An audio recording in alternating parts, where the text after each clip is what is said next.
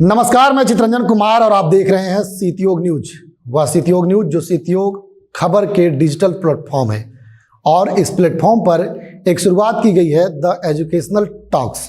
तो आज इस एजुकेशनल टॉक्स को लेकर के हम मौजूद हैं तक्षशिला पब्लिक स्कूल औरंगाबाद में और हमारे बीच आज होंगे खास मेहमान जो तक्षशिला पब्लिक स्कूल के डायरेक्टर कहें, निदेशक कहें या गार्जियन कहें। हमारे साथ अरविंद कुमार सिंह तो तालियों के साथ हम स्वागत करना चाहेंगे अरविंद कुमार सिंह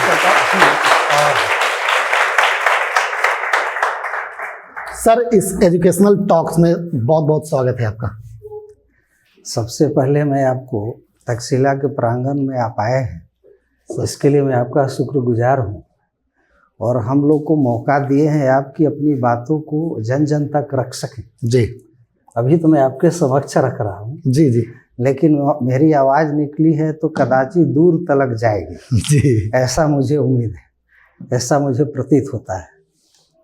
और एजुकेशनल टॉक तो बहुत विस्तार है इसका। जी सर, इसका दायरा बहुत व्यापक है और हम जैसे छोटे व्यक्ति जो इको फ्रेंडली नहीं है, माइक फ्रेंडली नहीं है, जी, तो शायद हो सकता है कि मैं अपनी बात को पूरे बढ़िया से आपके समक्ष ना रख सकूं, लेकिन कुछ बातें जो अनकही या अनसुनी या अनकही रह जाएगी वो बच्चे और आप सब हम लोग मिलकर पूरा कर लेंगे। बिल्कुल सर। तो कार्यक्रम की शुरुआत करते हैं सर, और शुरुआत करते हैं तक्षशिला से ही। तक्षशिला क्या जानना चाहते हैं सर? जानना चाहते हैं कि तक्षशिला एक जगह है, एक देखिए भारत अगर माँ है जी, भारत एक सिंपली देश नहीं है जी, ये हमारी माँ है जी, और भारत की संस्कृति, भारत की सभ्यता, भारत का न्यास जी, उसका थाती रहा है तक्षशिला, विक्रमशिला, नालंदा विश्वविद्यालय। जी, तो मैं सोचा नामांकन के पहले कि ऐसा नाम रखा जाए जो हमारे विरासत को फिर वैभव तक ले करके जाए। औरंगाबाद में तक्षशिला को स्थापित करने का सर क्या तात्पर्य था? तात्पर्य था, जब मैं स्कूल खोलने का मन बनाया था और चूंकि ये मन मेरा ही नहीं था, हमारे अभिभावक इंदर सिंह नामधारी जो झारखंड के पूर्व विधानसभा अध्यक्ष रहे और वर्तमान में भी जो प्रिसाइडिंग जो आपके अध्यक्ष है विधान परिषद अध्यक्ष सभापति अवधेश नारायण सिंह, बिहार विधान परिषद में प्रोफेसर गोविंद बाबू जी, डॉक्टर SP राय जी, और बहुत सारे अभिभावक थे। उनमें गोविंद बाबू ने नाम सुझाया था, प्रोफेसर गोविंद बाबू जो पॉलिटिकल साइंस के बहुत रिनाउंड प्रोफेसर थे सिन्हा कॉलेज के। उन्होंने नाम सुझाया था कि अरविंद जी कुछ ऐसा नाम रखिए जिससे संस्कृति की आभा झलके।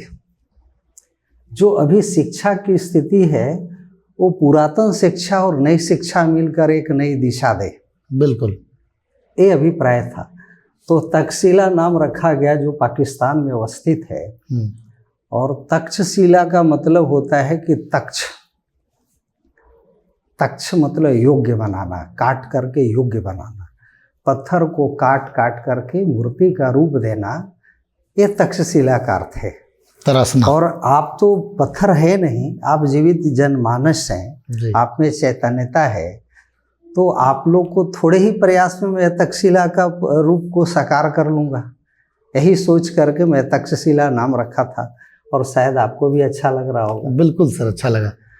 अरविंद सिंह जी, जैसा कि मैं आपके बारे में जानता हूँ, शुरुआत से जुझारू रहे हैं और मेहनत का इंसान रहे हैं, असफलता भी हाथ लगी है। आप सफलता के उस ऊंचाइयों पर हैं जिसकी चाहत हर इंसान को होती है। शुरुआत कहाँ से सर हुई आपकी? जैसा कि मैं आपके बारे में जान पाया हूँ कि जब आपने शुरुआत किया जीवन का तो पालन पोषण हुई सर आपकी, और उसके बाद आपके माता और पिता गुजर गए और उसके बाद कई कठिनाइयाँ आई और कई टेंशन भी दिमाग में था। जीवन से दूर होने की भी आपने सोचा, टेंशन थी, और उसके बाद फिर तक्षशिला जैसे संस्थान का स्थापना करना। उस बीच की बातों को जानने का पहले सर हम कोशिश करेंगे कि कैसे उसकी शुरुआत आपने फिर किया और यहाँ तक का सफ़र कैसे तय किया आपने? अभी तक तो हमें ऐसा महसूस होता है जी कि अभी मैं जिन महापुरुषों का आपका नाम लिया, जी जैसे प्रोफेसर गोविंद बाबू, डॉक्टर एस.पी. राय, नामधारी जी, इन लोगों का किया धारा था। मैं तो केवल फल काट रहा हूँ, मैं भोगी हूँ। काम किया हुआ उन लोगों का था। नामधारी जी ने मुझे अत्यंत प्रेरणा दी, बोले कि अरविंद तुम स्कूल चलाओ, और स्कूल एक ऐसी चीज़ होती है जिससे तुम्हारा जीवन का साक्षात्कार हो जाएगा। आज तक जो तुम पाए हो उसे तुम्हें देने का मौका मिलेगा। और हमारे मित्र मंडली बहुत है, जैसे ओम प्रकाश पांडे जी हैं, डॉक्टर शैलेंद्र कुमार पांडे हैं, और अभी जो वर्तमान शिक्षक बंधु यहाँ बैठे हुए हैं दो, इनकी कमाई थी, मेरा उसमें बहुत बड़ा योगदान नहीं था।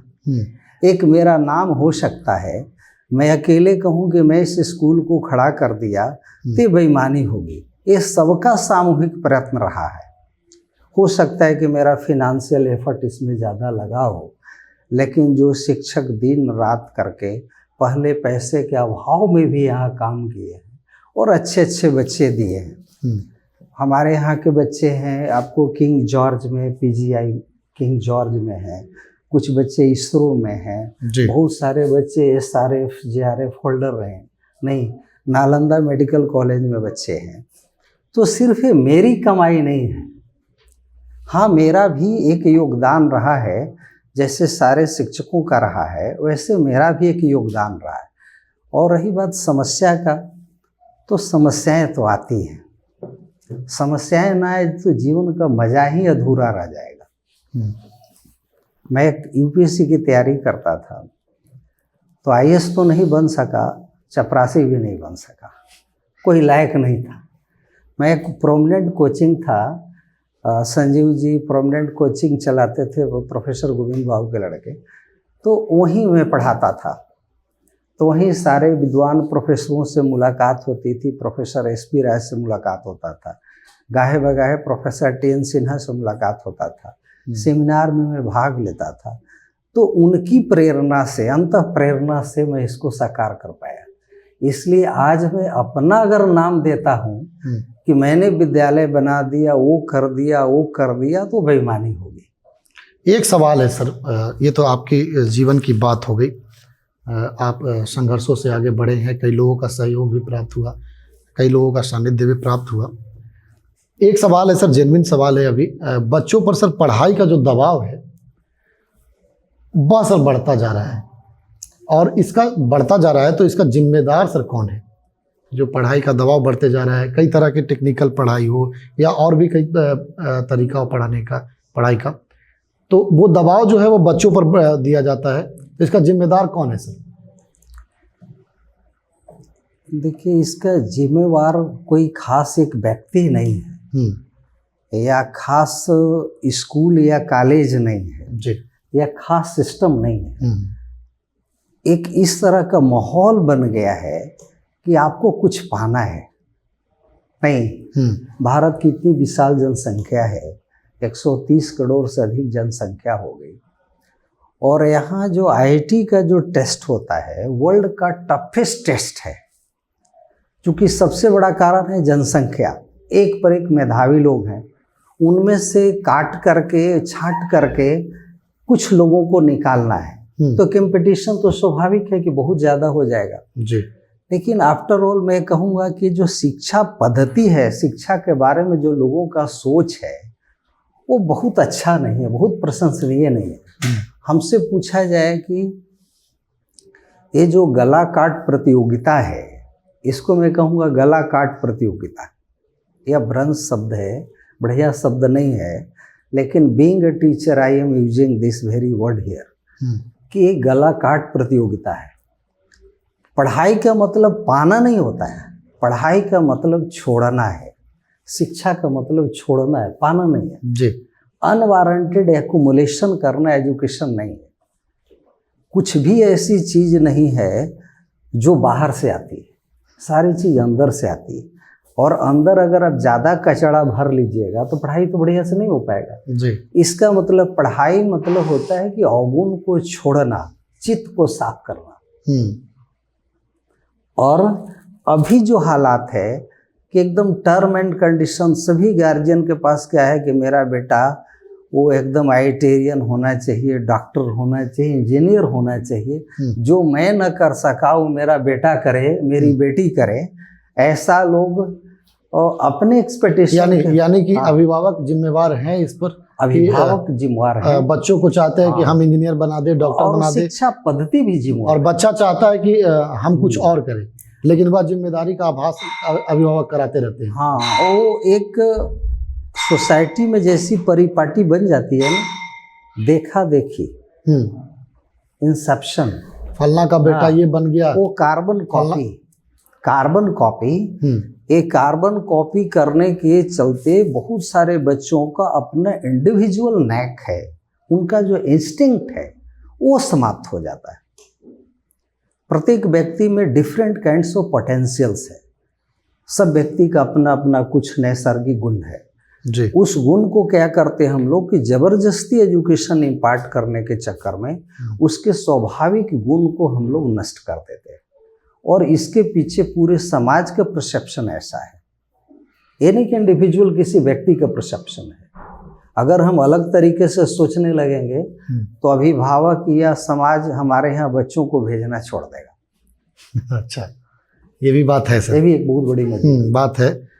एक सवाल और है सर, आपने जो कहा कि अभिभावक जिम्मेदार हैं, वो तो है जिम्मेदारी, उनको उठाना भी चाहिए कि बच्चा जो पढ़ाई करता है उसके मन के मुताबिक वो पढ़ाई करे, जिस फील्ड में वो जाना चाहता है उसको छोड़ देना चाहिए, स्वतंत्र छोड़ देना चाहिए, लेकिन नहीं भी छोड़ना चाहिए सर। कुछ बच्चे ऐसे हैं जो छोड़ दिया जाता है तो वो फिर गलत रास्तों को ही पकड़ लेते हैं। देखिए, सबसे पहले एक छोटी सी बात मैं कह रहा हूँ आपके सामने जी। हम लोग एजुकेशन देते हैं, सीबीएसई बोर्ड ने बच्चों को पढ़ाने के लिए बहुत बढ़िया सिस्टम लागू किया, हुआ कि holistic approach of teaching. Holistic approach of teaching, इसका मतलब क्या होता है कि सारी चीज़ों को पवित्रता के साथ जोड़ देना। मैथ में क्यों पढ़ता हूँ, मैथ को मॉरलिटी के साथ जोड़ देना, साइंस को मॉरलिटी के साथ जोड़ देना, एसएसटी को मॉरलिटी के साथ जोड़ देना, इंग्लिश को मॉरलिटी के साथ जोड़ देना। लेकिन अगर वो मॉरलिटी ऐड हो जाएगी तो ये समस्या उत्पन्न ही नहीं होगा। अब है क्या कि एक बच्चा, आप कभी गुरुकुल में जाइए, वाराणसी में जाइए, देखिए गुरुकुल में मैक्सिमम 5, 10, 20 विद्यार्थी रहते हैं, जनेऊ धारण किए हुए, धोती पहने हुए हैं, और वो बच्चे इतना सांगो पांग अध्ययन बढ़िया से करते हैं कि देख करके आप दंग रह जाइएगा। शिक्षक के पास भी बहुत बढ़िया कपड़े नहीं है, बहुत बढ़िया संसाधन नहीं है, लेकिन जो बीएचयू में बच्चे वेदांत या ब्रह्मसूत्र या उपनिषद या बड़े से बड़े जो व्याकरण, अष्टाध्यायी व्याकरण, जो बच्चे पीजी डिलीट कर लिए, वो बढ़िया से नहीं जानते हैं जितना बढ़िया से वो गुरुकुल में जानते हैं। तो उसको कहते हैं burden free education, dedication with the education.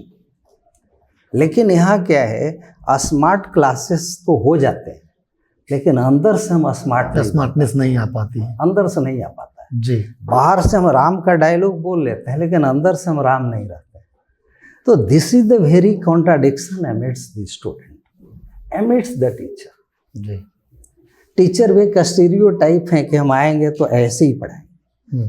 सारी, चाहे एजुकेशन हो कि खाना हो कि बैठना हो, सारे चीज मोरलिटी के साथ जोड़ देना आवश्यक। और इसके लिए भारत की एक विडंबना है कि अमेरिका के जितने टॉप यूनिवर्सिटी में जाइए आप, पर्सनालिटी डेवलपमेंट के लिए गीता पढ़ाई जाती है अमेरिका में। हाँ, लेकिन अभी अगर एक गीता का अध्याय जोड़ दिया जाए तो यहाँ सेकुलरिज्म का खतरा हो जाता है।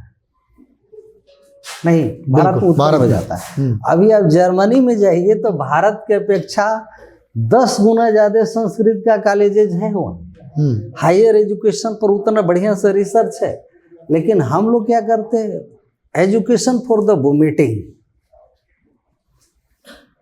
आइए, रट्टा मारिए, 10th का परीक्षा दीजिए, पास करिए, ताउम्र पढ़ते रह गए, लेकिन पता नहीं चला कि मैं पढ़ के हो रहा था। नहीं जी क्या मेरा ही टर्न है? नहीं ठीक है सर। अभी मैं आपको एक एग्जाम्पल दे रहा हूँ। जितने मूर्ख विद्वान हुए उतने विद्वान नहीं हुए। भारत में एग्जाम्पल लीजिए, कालिदास का लीजिए, महान मूर्ख। बिल्कुल। तुलसीदास का लीजिए, कालिदास ने अभिज्ञान शाकुंतलम लिखा, तुलसीदास को देख लीजिए वही स्थिति। पाणिनि को देख लीजिए, अष्टाध्यायी जिन्होंने लिखा है, वेदांग 6 है, उसमें अष्टाध्यायी का व्याकरण, अष्टाध्यायी वेदांग का एक अंग है। अभी सर वो आप कह रहे हैं कि महामूर्ख थे और उदाहरण, तो अभी उदाहरण क्यों लिया जाता है सर उनका? इसलिए कि देखिए, आपसे बढ़िया कोई स्कूल नहीं है, आपके चित्त से बढ़िया कोई स्कूल नहीं है, आप स्वयं से बढ़िया कोई टीचर नहीं है। अगर आप स्वयं का शिक्षक नहीं बन पाए तो आपको ऑक्सफोर्ड भी पढ़ा नहीं पाएगा, आपको JNU पढ़ा नहीं पाएगा। सबसे पहला जरूरी है चित्त का निर्माण होना, बढ़िया आदमी बनना। और बढ़िया आदमी अगर आप बन जाएंगे तो बढ़िया स्टूडेंट तो स्वाभाविक सा लक्षण है। अगर सूर्य उग जाएगा तो प्रकाश तो अवश्य भावी है, उसको कोई रोक भी नहीं सकता है। बिल्कुल सर। प्रकाश को भला कौन रोकेगा? कोई नहीं। तो समस्या ये नहीं कि प्रकाश का उदय होना, प्रकाश को आना, समस्या ये है कि सूर्य का होना, उदय होना। तो education is not the matter of doing, education is being. किस तरह की शिक्षा को सर आप उपलब्ध कराते हैं समाज में?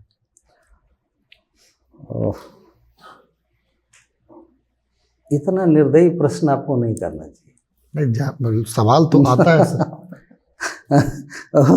और एक अनेरी शिक्षक से हठात इतना बड़ा निर्दयी प्रश्न कर देना, इसका जवाब तो व्यापक हो सकता है। बिल्कुल, तो चाह रहे हैं सर हमारा दर्शक जो है वो तो इसका परिभाषा भी व्यापक में आपसे चाहते हैं। बच्चों से, बच्चों के बीच में मैं जाता हूँ जी, तो मैंने प्रयास किया है कि सबसे पहला वो बढ़िया बेटा बने, बढ़िया बेटी बने, बढ़िया समाज के रक्षक बने, तब बढ़िया स्टूडेंट बने। कहने का मतलब आपका कि पहले बढ़िया संस्कार उसके अंदर है।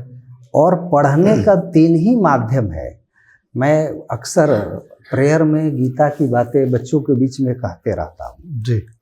शायद मैं एक दिन आपके बीच में एक श्लोक बच्चों के बीच में बोला था गीता का, कि त्वदिधि प्रणिपातेन परिप्रश्नेन सेव्या उपदेक्षन्ति ते ज्ञानम ज्ञानेन सत्वदर्शिना।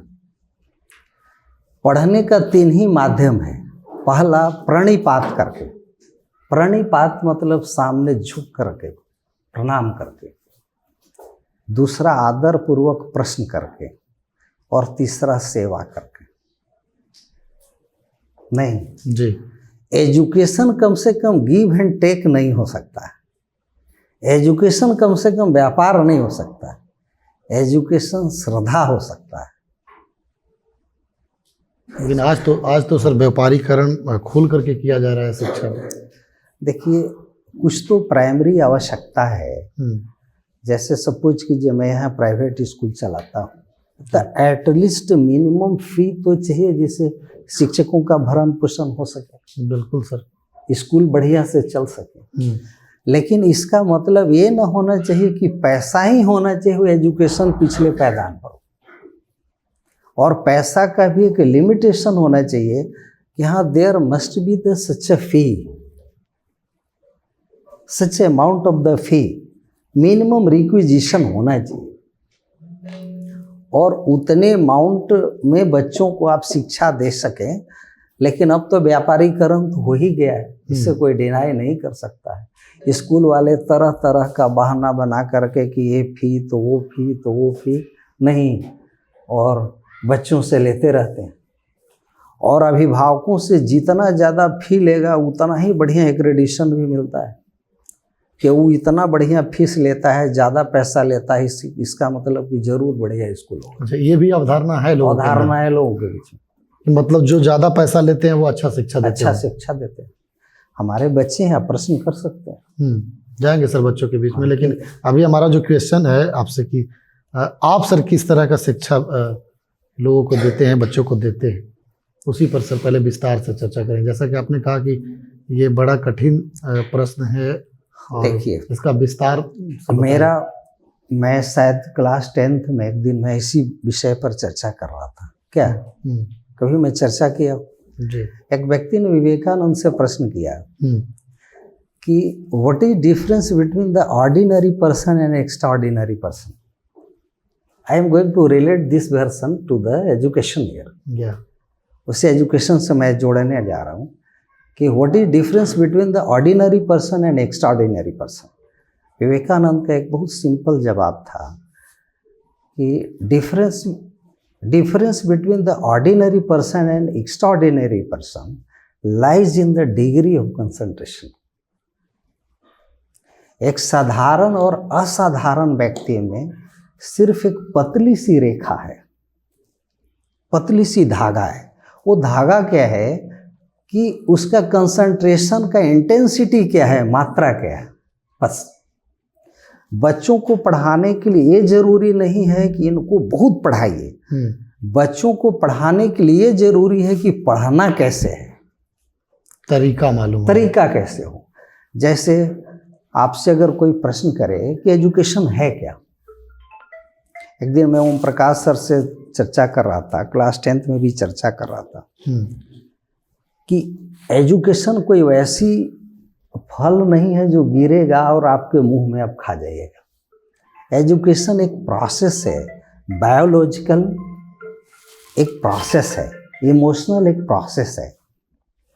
प्रोसेस कैसे है? जैसे सपोज कीजिए कि आप यहाँ बैठे हैं, मैं यहाँ बैठा हूँ, और कोई घटना के बारे में हमको जानना हुआ तो हम जानते कैसे? मेरा जो अंदर का जो बायोलॉजिकल प्रोसेस है, चित्त का जो प्रोसेस है, वो कैसे घटित होता है जो कोई घटना हमें मालूम चलता है। जैसे हमको पता करना है कि मोबाइल क्या है या कोई विषय क्या है या किसी टॉपिक पर डिस्कशन हो रहा है तो हो क्या रहा है। होता है क्या कि पहले वो चित्त में वो विषय गिरता है, बिल्कुल मन में गिरता है। उसको ऐसे समझने के लिए और मैं आसान शब्दों में बोल रहा हूँ, जैसे तालाब में आप एक कंकड़ मार दीजिए तो तालाब को कैसे मालूम चलता है कि कंकड़ आया है? कैसे मालूम चलता है? तालाब में जब ही कंकड़ हम मारते हैं तो आसपास के जितने जो वाटर पानी है उसका एक एक एटम कंकड़ की तरफ दौड़ पड़ता है, दौड़ जाता है और कंकड़ के चारों तरफ लिपट जाता है। तब वो पानी को ज्ञान होता है कि ये कंकड़ है, उसका सापेक्ष ज्ञान होता है।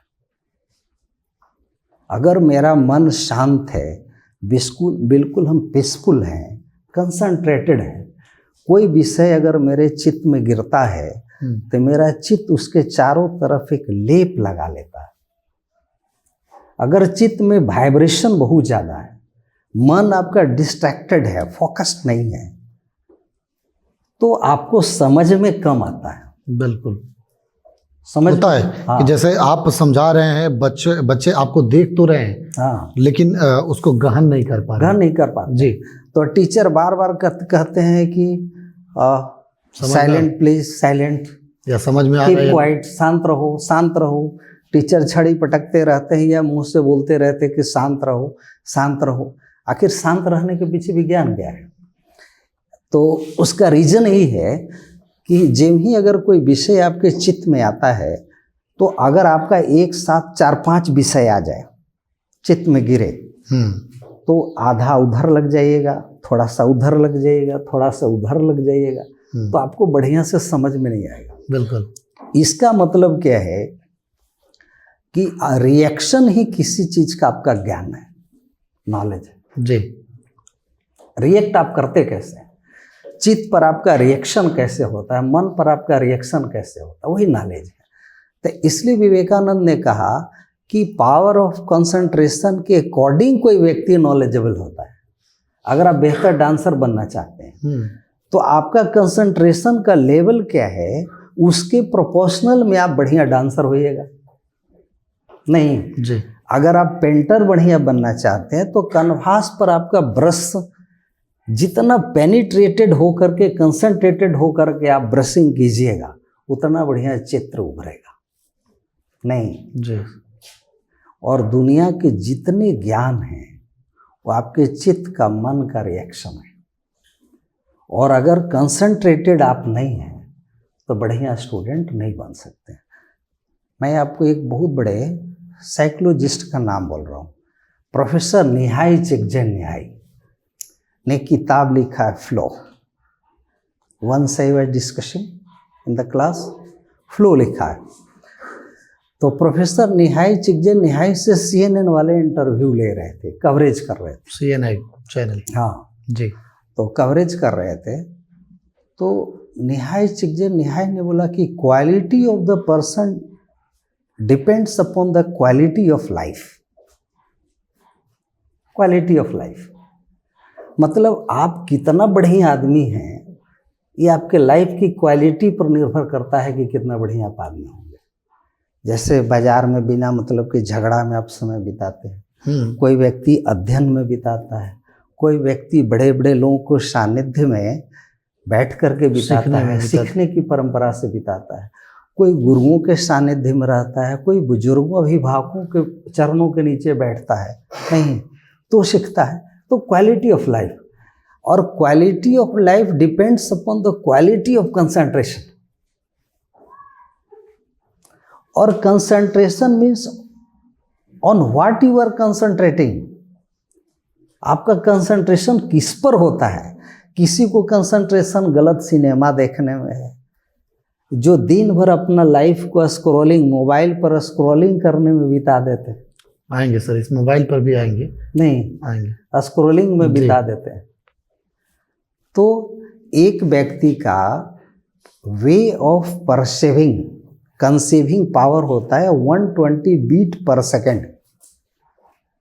नहीं जी, ये शायद मैं कंप्यूटर तो बढ़िया से नहीं जानता हूँ, आप लोग तो नए युग के हैं और हम लोग तो प्रारब्ध हैं, तो थोड़ा हम लोग को कंप्यूटर में कमज़ोर हैं, कम जानते हैं। नहीं लेकिन पढ़ते हैं सर, नहीं पढ़े हैं। तो 120 बीट पर सेकेंड एक व्यक्ति को समझने की क्षमता होती है। अगर आप 100% कंसंट्रेटेड हैं तो आपको मैक्सिमम इंटेंसिटी जो समझने का होगा वो 120 बीट पर सेकेंड होगा। बिल्कुल, लेकिन समझने के बाद रिएक्शन हाँ, जो होता है, वंस मैं आ रहा हूँ इस विषय को थोड़ा इलोबरेट कर दे रहा हूँ। जी, एक किसी भी चीज को समझने के लिए एटलीस्ट 60 बीट पर सेकेंड लगता है। नहीं, 60 बीट पर सेकेंड से कम अगर आप किसी चीज पर फोकस्ड होते हैं तो आपको बढ़िया से समझ में नहीं आएगा।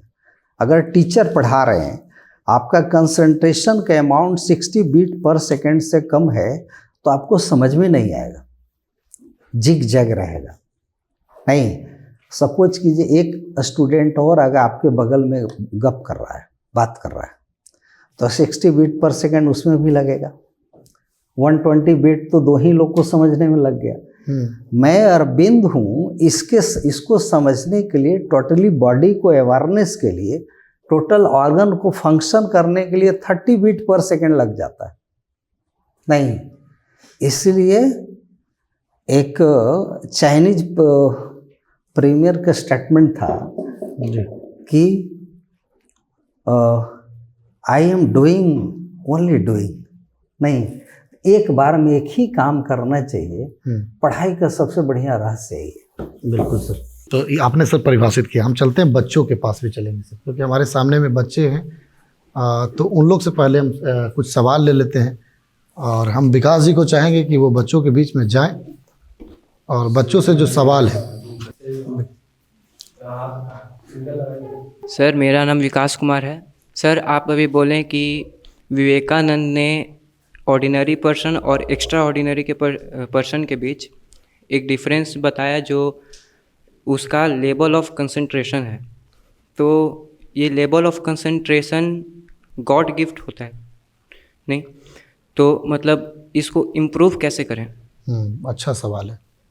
उसका कहने का मतलब है सर कि जो हमारा एक्स्ट्रा ऑर्डिनरी जो ये है वो गॉड गिफ्टेड है, तो उसको सर इम्प्रूव कैसे करें? एक आदमी को साधारण पेंटर, साधारण मूर्तिकार कोई कमी नहीं छोड़ता है तो बनाने वाला बहुत बड़ा कलाकार है। शायद रेयरेस्ट ऑफ द रेयर व्यक्ति में किसी प्रकार का कोई एबनॉर्मलिटी होती है। एक मूर्ख, मैं तो आपको बोला कि पानी एकदम महान मूर्ख व्यक्ति जो एक सप्ताह पढ़ने जाते थे तो एक सप्ताह में एक सप्ताहों दिन पिटाते थे। नहीं तो एक दिन क्या हुआ कि गुरुजी का निगाह उनके हाथ पर पड़ गई। तो पहले के पुरातन गुरु लोग भाग्य रेखा देखते थे, तो जब ही उनका निगाह, गुरुजी का निगाह गया उनकी भाग्य रेखा पर, तो क्या किए कि गुरुजी का बरबस आँख में आंसू आ गया। तो बोले कि गुरुजी बात क्या है कि आपके आँख में आंसू आ गया। आज तक उनको इतना दर्द कभी नहीं हुआ था। गुरुजी के आंसू को देख करके, रोज मार खाते थे तो उतना दर्द नहीं होता था।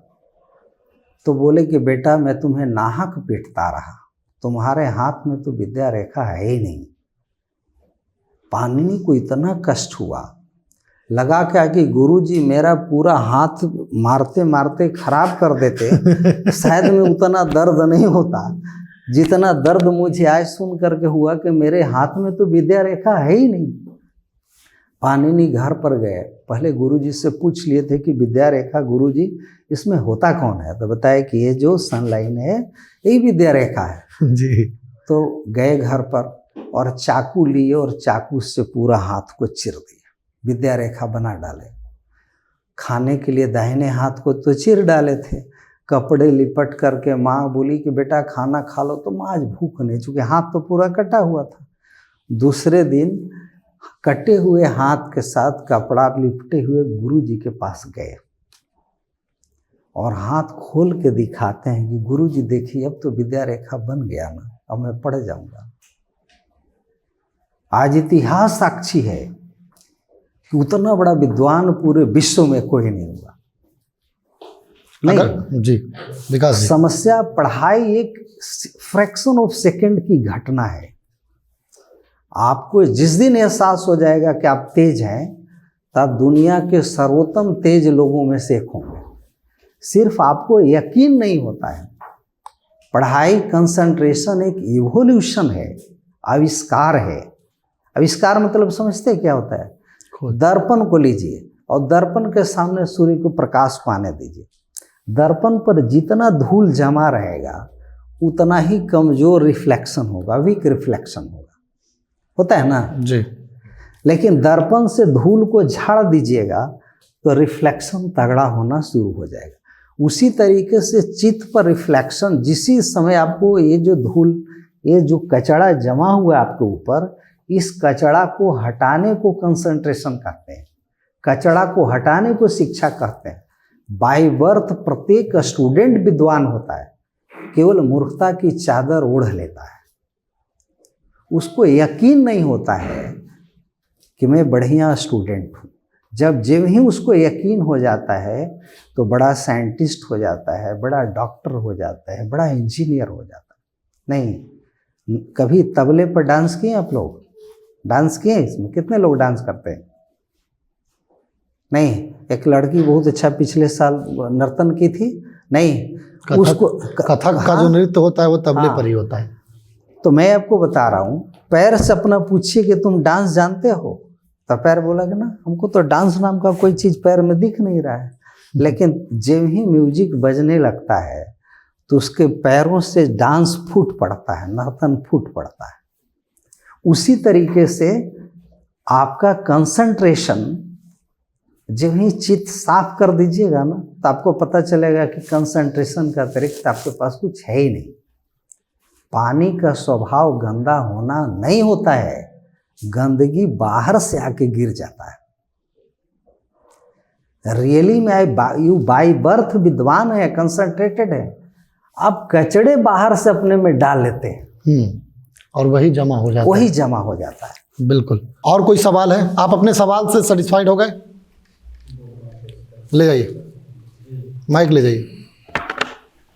कंसंट्रेशन, मेरा सवाल था कि लेवल ऑफ कंसंट्रेशन को इम्प्रूव कैसे करें। तो जैसे आप बताएं, हमको समझ में आया कि by birth level of concentration, सबका मतलब सबको गॉड ने लेवल ऑफ कंसंट्रेशन दिया है, और उस जब बर्थ होने के बाद उसके ऊपर जो समाज से या जैसे भी वो ले या समाज उसको दे, जो कचरा जमा हो जाता है तो उसको साफ करने के बाद जैसे हम अपने आप से लड़ते हैं, उस कचरे को हम साफ करते हैं अपने आप से लड़, तो कंसंट्रेशन फिर आ जाता है। देखिए, एक दिन मैं क्लास में आपको बोल रहा था, शायद आप नहीं सुने, नहीं आपके क्लास में नहीं, 9th-10th में मैं अक्सर जाते रहता हूँ। मैं विद्यार्थियों से पूछा कि पढ़ने का तुम्हारा द नियरेस्ट टूल क्या क्या है। तो कोई विद्यार्थी बोला कि नियरेस्ट संसाधन क्या है, तो वो बोला कि टीचर। कुछ बच्चे बोले कि नहीं किताब, कुछ बोले कलम, कुछ लोग बोले कि नहीं फिजिक्स वाला ऑनलाइन क्लासेस चलाते हैं वो बहुत बढ़िया है। तो मैं बोला नहीं, सबसे बढ़िया आपकी 5 इंद्रियां हैं। आपको इस पर प्रभुत्व हो कि क्या देखें क्या ना देखें। गलत देखने में आदमी उलझ जाता है। नहीं, बहुत लोग को ऐश्वर्या राय देखने में उलझ जाते हैं।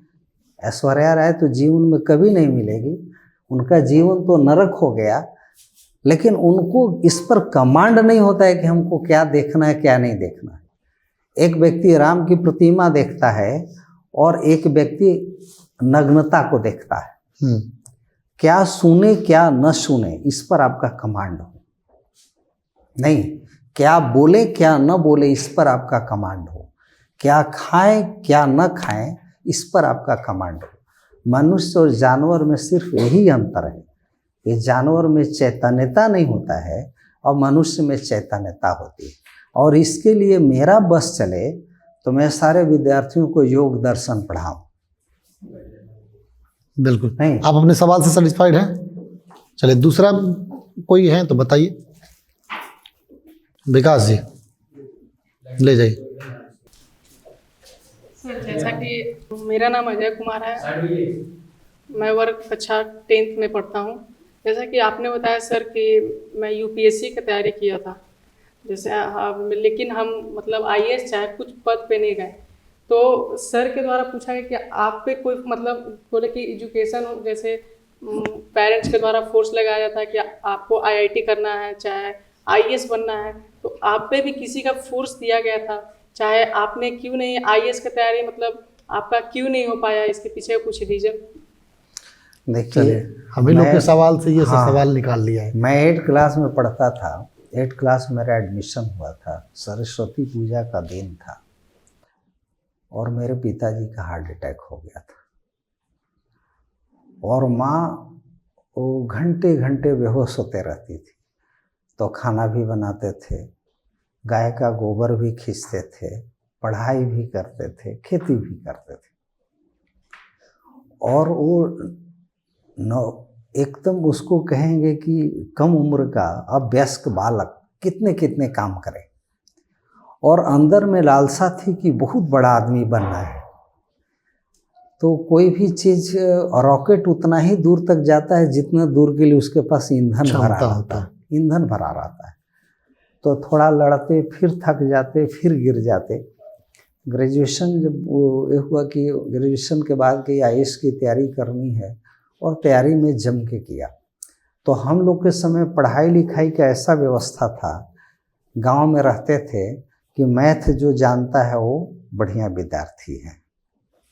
नहीं, अमूमन गांव में ही कॉन्सेप्ट था कि अभी भी है सर कि अभी भी है, जो मैथ में अच्छा ज्ञाता है, अच्छा इंग्लिश हम लोग को पढ़ना था 6th क्लास से। 6th क्लास में पढ़ना था this is Ali that is Mohan और ही इज मोहन। तो डैट और ही आता था तो बड़ा टेंशन हो जाता था कि डैट मतलब ही हुआ और ही मतलब ही हुआ। नहीं जी, अभी जितना सुंदर से आपको चिकन फेड एक शब्द है, नहीं, और जिस तरीके से आप लोग को उर्वरक भूमि मिला करके बना करके पॉजिटिव एटमॉस्फेयर मिलता है। आप लोग को सुबह में माँ उठाती है, बेटा उठो न लेट हो रहा है, खाना खाने में उतने ना खड़ा, पढ़ने में उतने ना खड़ा, थोड़ा सा साइकिल चलाने में थक जा रहे हैं, 2 डेग आने के लिए बस हम लोग 5-5 किलोमीटर पैदल मिडिल स्कूल में झोला बोरा लेके पढ़े। 6th क्लास से ABCD की पढ़ाई हुई और उसके बाद अंग्रेजी के स्मार्ट स्पीकर भी बने। इंटर के बाद अंग्रेजी पढ़ना शुरू किए कि अंग्रेजी के चलते बड़ा बेइज्जती हो रहा है तो अंग्रेजी को पढ़ा लेना चाहिए, संस्कृत ग्रेजुएशन के बाद पढ़े नहीं। तो देखिए हम लोग के साथ समस्या बिल्कुल प्रतिकूल थी, सूरसा की तरह मुंह बाए खड़ी थी, ये थोड़ा सा देर करोगे तो निगल जाएंगे नहीं। लेकिन दुर्भाग्य है कि आप लोग को इतना बढ़िया माहौल मिलता है और इसके बावजूद भी अगर उसको आप नहीं भुनाते हैं तो ये दुर्भाग्य है नहीं। और कोई सवाल किसी का? और कहीं और कुछ है आपके पास सवाल? चलिए लीजिए आगे।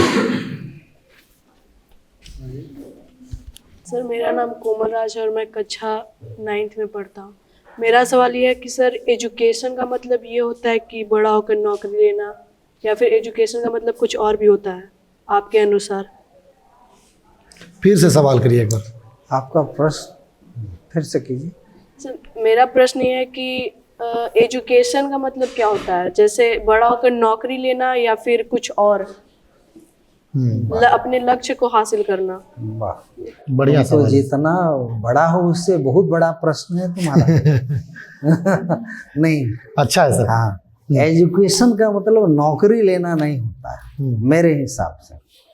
देखिए भारत की जितनी जनसंख्या है, अगर उसका नौकरी अगर सरकार 100% जनरेट करे भी तो 0.02% नौकरी दे सकती है सरकार। बिल्कुल। एंटरप्रेनर बनिए, नहीं एंटरप्रेनर बनिए। और दूसरा बात कि एजुकेशन का मतलब होता है कि ओवरऑल डेवलप होना।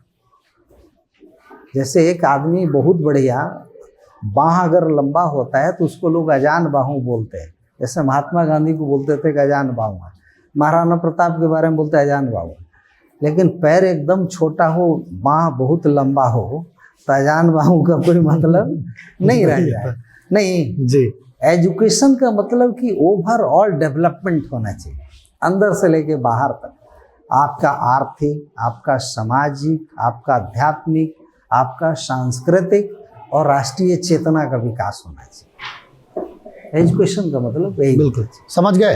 Yes sir. आगे ले आइए सवाल।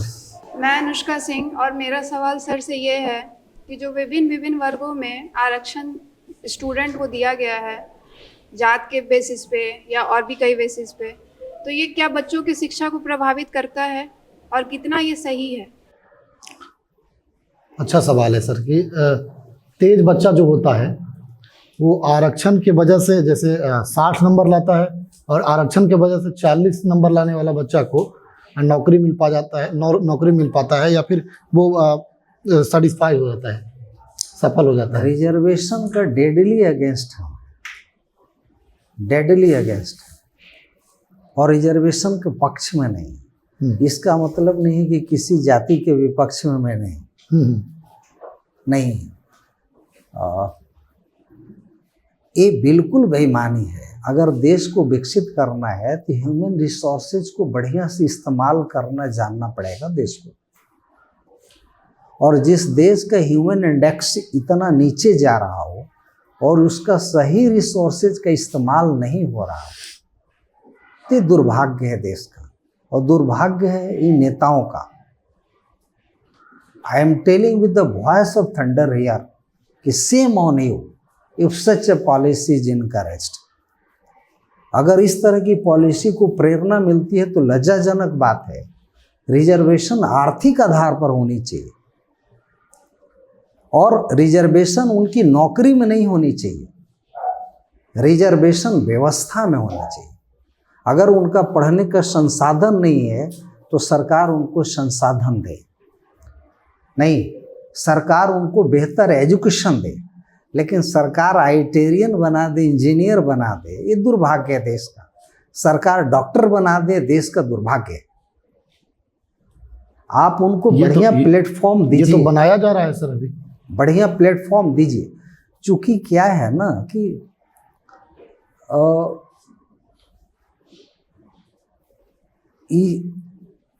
देश को अगर विकसित होने का मैं कहूँगा कि 3 कारण है, 3 कंपोनेंट है। पहला है रिजर्वेशन, नहीं, और एक कास्टिज्म का के कोख से पैदा लिया है। दूसरा है कॉम्युनलिज्म, नहीं। और तीसरा है पुअर लीडरशिप।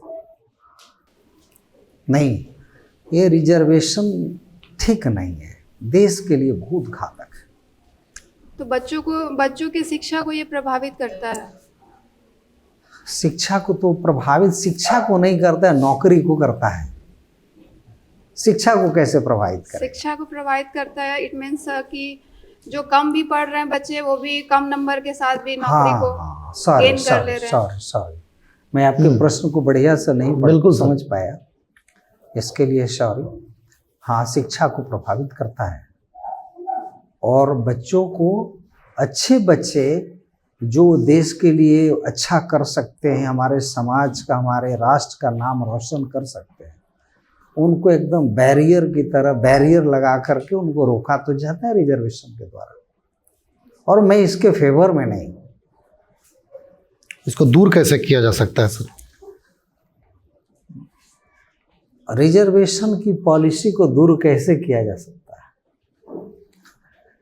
देखिए, एक सिंगुलर आइडेंटिटी होता है और एक होता है प्लूरल आइडेंटिटी। जी। राष्ट्र की भावना होनी चाहिए लोगों में, और लोगों के समझना चाहिए कि व्यक्तिगत नहीं हो करके सामूहिक या सामाजिक हो, नहीं केवल अपने व्यक्तिगत उत्थान की बात न करें। भारत की संस्कृति रहा है कि तुम पहले तब मैं बाद में। ये विदेशियों का लड़ रहा है, प्लंडरर का रहा है कि मैं पहले और वे लोग बाद में नहीं। और इसका तो आवाज़ उठनी चाहिए, बच्चों के बीच से आवाज़ उठना चाहिए, समाज के बीच से आवाज़ उठनी चाहिए। इसके लिए नहीं, जाति का अभिप्राय केवल शादी विवाह तक ठीक है। जाति का अभिप्राय ये नहीं है कि हम एन केन प्रकार न कलेक्टर बन के बैठ जाएं, वो उचित नहीं। इसका विरोध होनी चाहिए और आवाज़ तो शिक्षकों को लगाना चाहिए। क्या भविष्य में सर इसका, भविष्य में क्या इसमें कभी कोई सुधार हो सकता है? आपको ऐसा क्या लगता है? देखिए, जो प्राइवेटाइजेशन की जो स्थिति है, ग्लोबलाइजेशन की जो स्थिति है, वो इसी दिशा में कार्यरत है। तो आप यहीं, और you are on the brink of destroying the reservation. उस मुहाने पर आप खड़े हैं where the education will be self eradicated, खुद समाप्त हो जाएगी। लेकिन आपको शंखनाद करना पड़ेगा। शिक्षकों की आवाज़ में बहुत दम होती है। अगर आप शंखनाद करते हैं, बच्चे शंखनाद करते हैं, समाज शंखनाद करता है कि नहीं, मैं रिजर्वेशन को किसी को बैकवर्ड और किसी को फॉरवर्ड घोषित हम नहीं कर सकते। चलिए, आप सवाल, एक और सवाल है। नमस्कार, मैं ओम प्रकाश कुमार। मैं सर से ये जानना चाहता हूँ कि अभी के परिवेश में क्वालिटी एजुकेशन का जगह क्वांटिटी एजुकेशन लेता जा रहा है, जिसके परिणाम स्वरूप आजकल समाज में हम IAS, डॉक्टर, इंजीनियर, साइंटिस्ट तो हमें मिल जाते हैं, बट एक अच्छे विद्वान जिनको कहते हैं वो हमें नहीं मिल पाते हैं, क्वालिटी नहीं मिल तो इसके पीछे क्या कारण है और कौन जिम्मेवार है और इसको कैसे दूर किया जा सकता है? अभी मैं इनसे चर्चा हो रही थी। चर्चा हो रहा था कि समाज का एक बहुत बड़ा विडंबना ये है, अभिशाप है कि समाज में पैसे को मान्यता मिल गया, एक्रेडिशन मिल गया। समाज अभी मान्यता दे दी है। आपके बीच में वैसे लीडर्स आते हैं चुन करके जिनका पृष्ठभूमि जग जाहिर है, सब लोग जानते हैं, लेकिन इसके बावजूद भी समाज उनको अपने ये पर रखता है, माथे पर रखता है। कहता है क्या कि इनके पास इतना पावर है, एक्रेडिशन मिल गया। नहीं, मैं थोड़ा सा डेविएट कर गया था क्वालिटी एजुकेशन और क्वांटिटी एजुकेशन के टॉपिक से। मैं आपको स्कूल के संबंध में बोला, शायद आप लोग विद्यार्थी एकदम फ्री हो हमारे विरुद्ध आलोचना करने के लिए। माइक के सामने मेरी आलोचना करो और प्रश्न करो कि कितनी क्वालिटी और को मैं मेंटेन कर पाया कि नहीं। लेकिन आप लोग भी जानते होंगे कि जिसके पास धन ज़्यादा है उसको सम्मान आजकल समाज में ज़्यादा मिलता है। ये सच्चाई है सर। सच्चाई, एक्रेडिशन मिल गया। पहले एक अर्धनग्न फकीर लंगोटी पहने आपके बीच में खड़ाउन पहने आता और बड़े बड़े धनाढ़ राजाओं को या साहूकारों को आकर के डट करके डांट देते कि देखो ये जो तुम कर रहे हो बिल्कुल नीति के विरुद्ध है, धर्म विरुद्ध है, नैतिकता से घिरा हुआ है।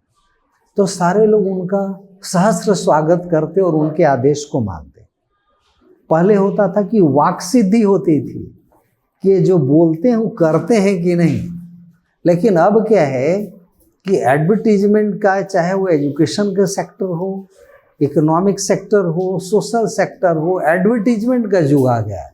एडवर्टीजमेंट मतलब वो एकदम नहीं करना है जो कहना है,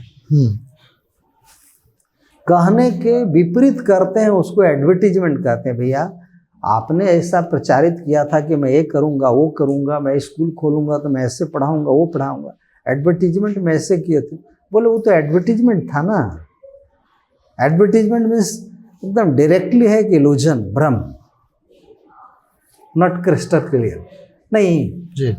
एडवर्टीजमेंट का युग है ये, जो बिल्कुल गलत है। कुछ दिन में ऐसा होगा कि आप गला फाड़ फाड़ करके भी सत्य कहिएगा तो भी लोग कहेगा ना ये तो झूठ का ही तो थी, ये झूठ हो सकता है नहीं।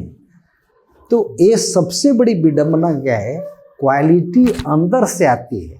क्वालिटी न तो कैमरे से आती है और न कहीं टेलीविज़न से आती है और न ही कहीं प्रवचन और इंस्पिरेशन से आती है, वो इंटरनल नैक है।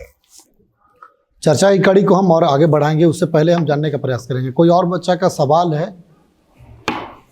क्लास 8 का छात्र हूँ।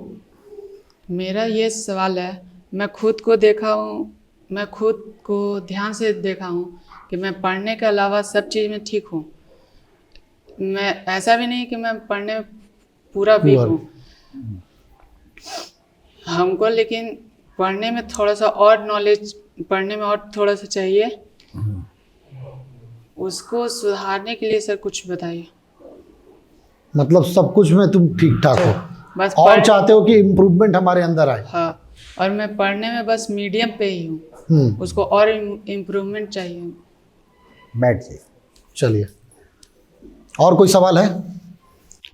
एक दिन आपके बीच में एक स्टूडेंट आया था इस स्कूल का, 4-5 साल सीनियर स्टूडेंट था आपका,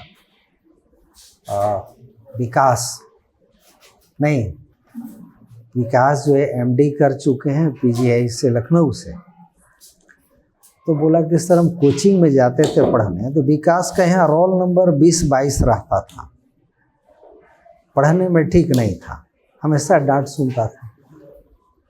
और जब छुट्टी हो जाता तो उसको बोलते कि तुम बैठ जाओ, और क्या क्या प्रश्न रह गया है, मैथ में समस्या रह गया, साइंस में रह गया है, तुम पढ़ के जाना। मतलब उसका सवाल क्लास में भी सवाल होता होगा? हाँ, वो सवाल करता था? हाँ करता था, लेकिन रोल नंबर 20-22 नहीं, पढ़ने में ठीक नहीं था, वो अंदर से थोड़ा वीक था पहले से, लेकिन पढ़ने की चेष्टा करता था। और गरीबी की मार झेल रहा था। अच्छा। कभी भी उसको फीस समय पर जमा नहीं होता था, किताब नहीं खरीद पाता था। तो कभी कभार मैं पैसा देता था, या कुछ वैसे बहुत सारे बच्चे हैं जिनके पिताजी कमाने वाले नहीं रहे, उनका मैं खर्च वहन करता। बड़ी अच्छी बात है सर, नहीं, ये पहल होनी तो चाहिए। मैं उसका फी हो या और चीज़ है उसका मैं वहन करता था। जो समस्याएं उसको होती थी, उसको ये ना लगे कि हमको फ्री मिलता है एजुकेशन तो केयरलेस ना हो जाए, उसको लगे कि कुछ हमको मूल्य चुकाना पड़ता है पढ़ने के लिए, इसीलिए थोड़ा बहुत प्रेशर होना चाहिए कि हाँ इसके बदले हमको कुछ देना पड़ता है। तो बोला कि सर मैं कोटा में कोचिंग करता था, तो हमारे क्लास में करीब 90-100 विद्यार्थी थे। तो टीचर सबसे पूछते कि समझ में आ गया जी, तो सब बोलता कि हाँ सर समझ में आ गया। एक दिन मैं बोला कि समझ में नहीं आया, दूसरे दिन फिर टीचर पढ़ाया, बोले कि अब बोलो समझ में आ गया। तो मैं बोला सर समझ में नहीं आया, वाकई में हमको समझ में नहीं आया। इस तरीके से 3-4 दिन टीचर पूछते रहे, मैं बोलते रहा। सारे विद्यार्थी हंस पड़ते थे कि बिहारी मूर्खानंद, इसको पढ़ना ही नहीं तो आता क्यों है, यहाँ क्यों आता है। नहीं, तो टीचर फिजिक्स वाले बोले कि एक ही विद्यार्थी है जो सत्य अभी तक बोल पाया, सिर्फ तुम ही को समझ में आता है, बाकी किसी को समझ में नहीं आता। नहीं तो देखो, पढ़ाई एहसास है। अगर तुमको एहसास हो गया है कि मैं पढ़ने के अलावे सारे चीज़ों में तेज हूँ, पढ़ाई में वैसा नहीं हूँ, तो तुम्हारी पढ़ाई प्रारंभ हो गई। नहीं, अगर कैमरे के सामने आपने स्वीकार कर लिया है कि मैं पढ़ने में कमज़ोर हूँ, बाकी कामों में तेज हूँ, तो अब से देखना बाकी काम तुम्हारा छूट जाएगा और पढ़ाई अब तेज हो जाएगी। चलिए, पढ़ाई आत्म स्वीकारोक्ति है। क्लियर हो गया? और कोई सवाल है? ले लीजिए विकास जी। मेरा नाम अनवी है और मैं क्लास 9 की छात्र हूँ। मेरा क्वेश्चन ये है कि जैसे हमें कोई मोटिवेशन देता है, अक्सर आप हमें मोटिवेशन देते रहते हैं, तो मतलब जो कभी कभी कोई भी मोटिवेशन देते हैं तो वो एक दिन काम करता है, एक हफ्ते तक हम मोटिवेटेड रहते हैं, पर कुछ दिनों के बाद हम वापस अपने रास्ते पे चले जाते हैं। तो ऐसा क्या करें कि वो मोटिवेशन हमेशा हमारे थॉट में रहे? गाड़ी में देखे हैं, जब बैटरी कमज़ोर पड़ जाता है तो पीछे से लोग धक्का देता है, और धक्का देने का तरीका क्या है कि धक्का उतने देर तक देना है जब तक उसका अपना सेल्फ इंजन स्टार्ट ना हो जाए। जी नहीं जी। तो स्टिमुलेशन या मोटिवेशन का मतलब है कि उतने दूर तक स्टिमुलेशन करना जितना देर में आप स्टार्ट ना हो जाए। नहीं, तो आप ऐसा कीजिए कि वो जो मोटिवेशन है वो सेल्फ को सेल्फ से मोटिवेट करना शुरू कर दीजिए। उधार की जिंदगी जीना बंद कर दीजिए। समझ गए? सेल्फ मोटिवेशन का स्टाइल डेवलप कीजिए। नहीं, और इसके लिए एकांत में बैठ जाइए और एकांत में बैठ करके खुद को निहारिए, खुद को देखिए। चलिए, धन्यवाद। अब एक सवाल है सर मेरा, जो जेन्युइन है। स्कूली शिक्षा के बावजूद भी कोचिंग कल्चर जो है सर, वो नित्य दिन बढ़ते जा रहा है, प्रत्येक दिन बढ़ते जा रहा है। स्कूली शिक्षा के साथ साथ क्या कोचिंग जो कल्चर है या कोचिंग शिक्षा है, ये आवश्यक है? और है तो सर क्यों, और नहीं है तो सर क्यों? देखिए, कोचिंग की कोई आवश्यकता नहीं। अभी आप दक्षिणी भारत में चले जाए तो जितने अभी भी आईएएस का जो परसेंटेज रेट है उधर का ज़्यादा है, आईआईटी का रेट ज़्यादा है, बहुत कोचिंग नहीं है। पढ़ने के लिए ज़रूरी क्या है? सेल्फ स्टडी जब तक आपका बढ़िया नहीं होगा, चाहे आप 1,000 कोचिंग ज्वाइन कर लीजिए, बढ़िया स्कूल ज्वाइन कर लीजिए, कुछ नहीं होगा। जैसे हमको सेल्फ स्टडी के लिए समय मिलना चाहिए। अगर स्कूल में हम 5 घंटे समय बिताते हैं तो आपके पास एटलीस्ट 6-7 घंटे होना चाहिए सेल्फ स्टडी के लिए। 6 घंटे स्कूल में बिता करके और 5 घंटे कोचिंग में चल गए तो आप पढ़िएगा कब? चाहे तो स्कूल छोड़ दीजिए, ना तो कोचिंग छोड़ दीजिए। नहीं, अगर नहीं है तो स्कूल तो छोड़ना इम्पॉसिबल है, क्योंकि आपको परीक्षा देना है, पास करना है, सर्टिफिकेट लेना है, कोचिंग तो करेगी नहीं। रही बात की कंप्लेन करना चाहिए, एक शिष्ट क्वेश्चन रेज करना चाहिए स्कूल के विरुद्ध में कि सर हम लोग का इतना देर समय बीतता है और वो फ्रूटफुल है कि नहीं, फलदायी है कि नहीं, क्वालिटेटिव टाइम मेरा बीतता है कि नहीं।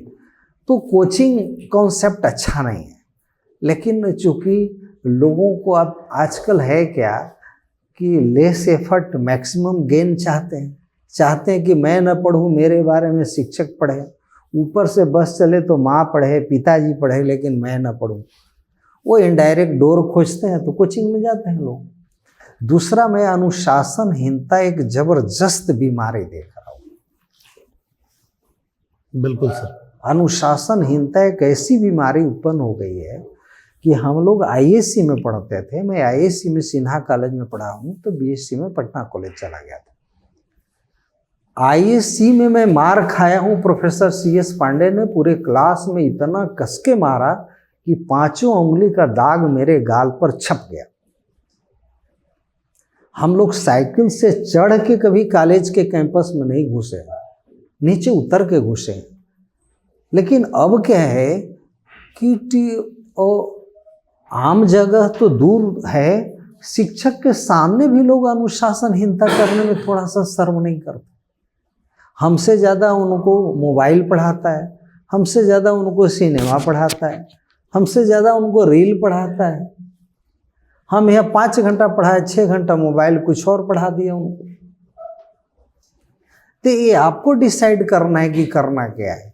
और सेल्फ मोटिवेशन के लिए ज़रूरी है कि मैं आपको बोला था कि concentration does not mean the fraction of second, it means hours by hours, days after days, years after year. ऐसी आप में ये हो कि एक बार अगर मैंने ठान लिया, नहीं बोलते कौन कहता कि आसमां में छेद नहीं है, जरा तबीयत से पत्थर उछालो तो यार, नहीं। तो ये सब चीज संभव है।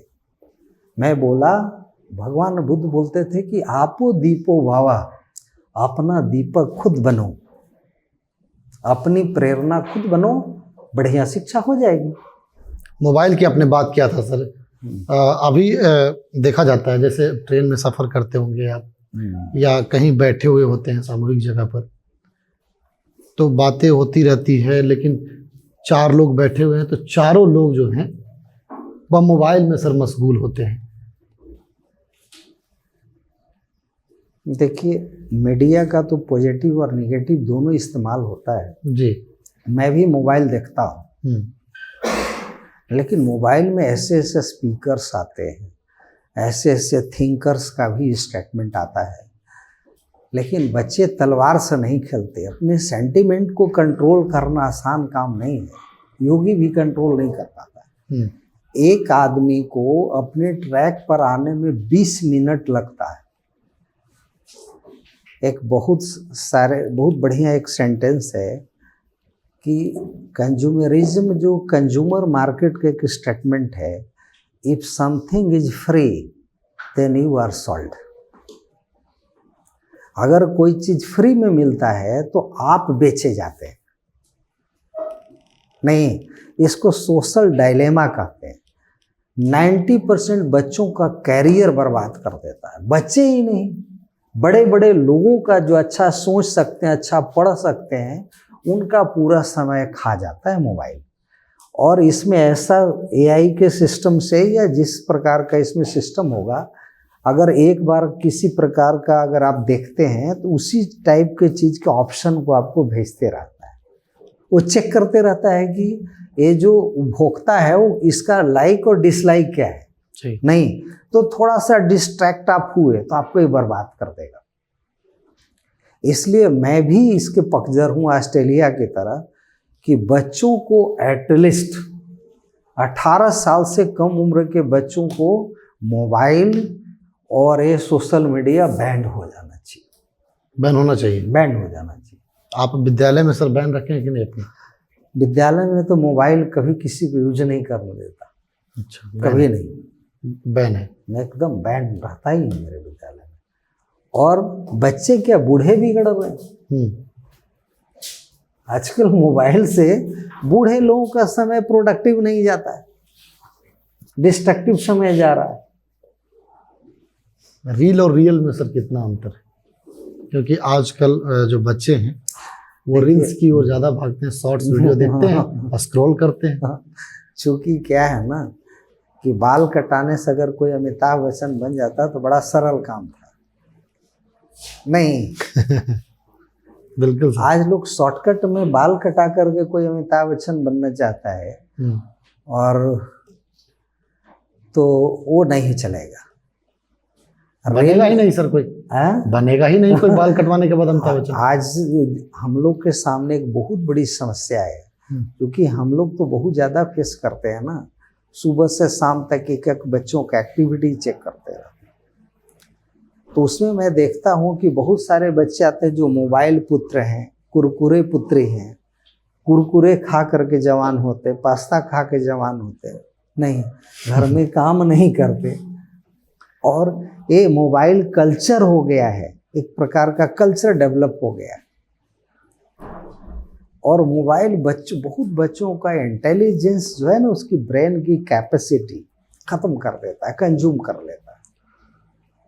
नहीं, और सोशल जैसे कटे हुए पतंग देखते हैं ना, कटे हुए पतंग की भांति, कटे हुए पतंग की भांति अगर आप कोई चीज़ पढ़ते हैं, मैं देखता हूँ कि बहुत लोगों की पढ़ भी रहे हैं, बगल में मोबाइल भी रखे हैं, तो एक बार डीपली कंसंट्रेट होने में 20 मिनट समय लगता है। और झट से मोबाइल ट्यून से किया तो आप उधर देखने लगे, स्क्रॉल करना शुरू कर दिए। फिर सोचे ना मैं तो पढ़ रहा हूँ, थोड़ा सा देखा तो हूँ, लेकिन पूरा समय आपका कंज्यूम कर डालता है। तो दिस इज माई रिक्वेस्ट और this is my appeal to the student specially, forsake the mobile. चलिए तो कार्यक्रम को सर अंतिम रूप देते हैं। और सवाल है, एक सवाल लेते हैं और उसके बाद कार्यक्रम को अंतिम रूप देते हैं।